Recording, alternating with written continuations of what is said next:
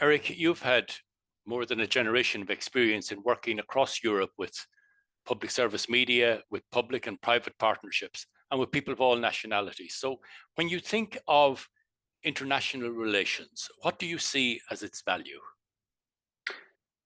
Thanks for the question, Tom.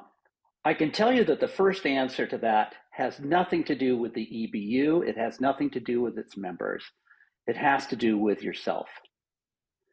And working internationally, I have learned so much about myself, about my preconceptions, about my misconceptions, and about other cultures than I could have ever possibly imagined.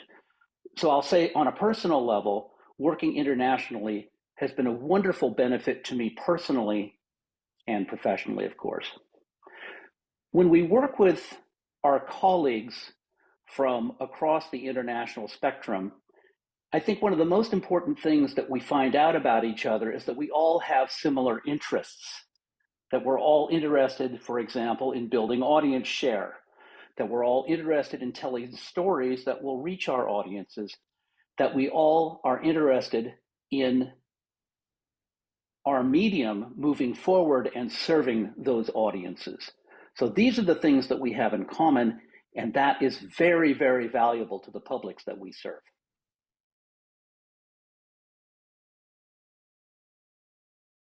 Broadly speaking, of course, the world is much more divisive and divided than it was 20 years ago. There are a lot of reasons for that. I think everyone knows. We don't need to go into that. That's not why we're here, but it is. So I think that's a big challenge, is that people aren't really reading from the same playbook anymore, at least in the West and within the EBU network, let's say.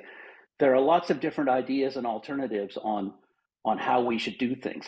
Obviously, a key part of that is we're failing to retain audience share across all of our markets.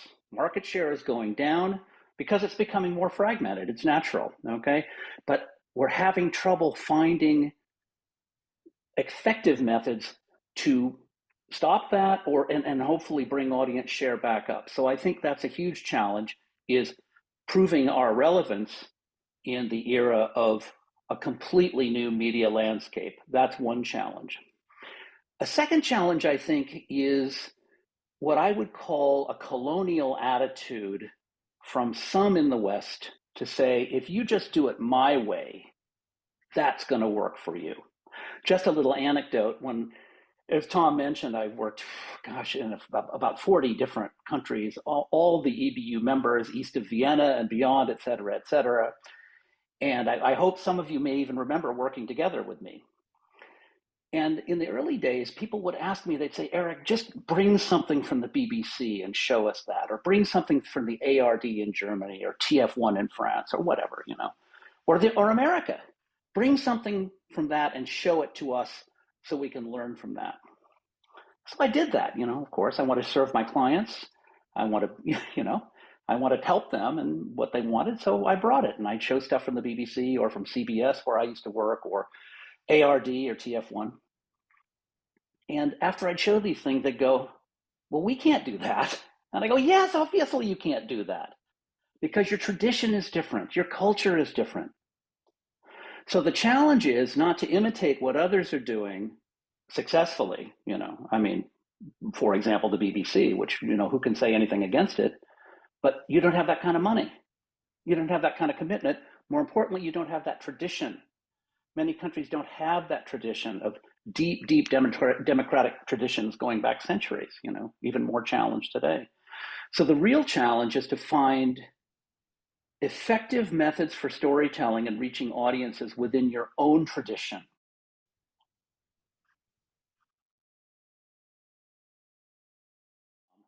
For sure, there's a widespread interest in technical knowledge. And I built my practice on sharing technical knowledge, things that work for audiences.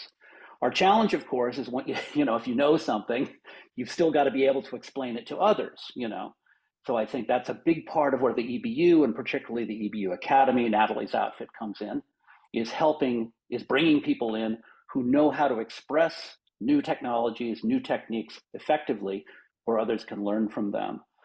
But fundamentally, I think there's tremendous interest in technical knowledge, and that's something we have in common across all of our platforms. Yeah, certainly in discrete platforms, radio is different than TV, that is different from cinema, that is different from print, et cetera, but so there's an interest in technical knowledge, absolutely, and that's one thing we can bring. Second thing is of course, when I'm working in a culture outside my own, people are so interested in me.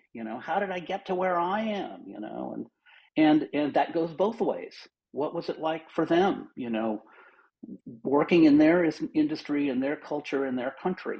So that's also a huge value in this international interaction that we have, is finding out more about each other. When you do that, the stereotypes start breaking down. They don't hold water anymore. The preconceptions don't hold water anymore, and you start understanding people more as professionals. Let's say that's more important, as professionals. You don't have to be friends. You don't have to agree on everything, for sure, but we can learn from each other, and that makes us stronger.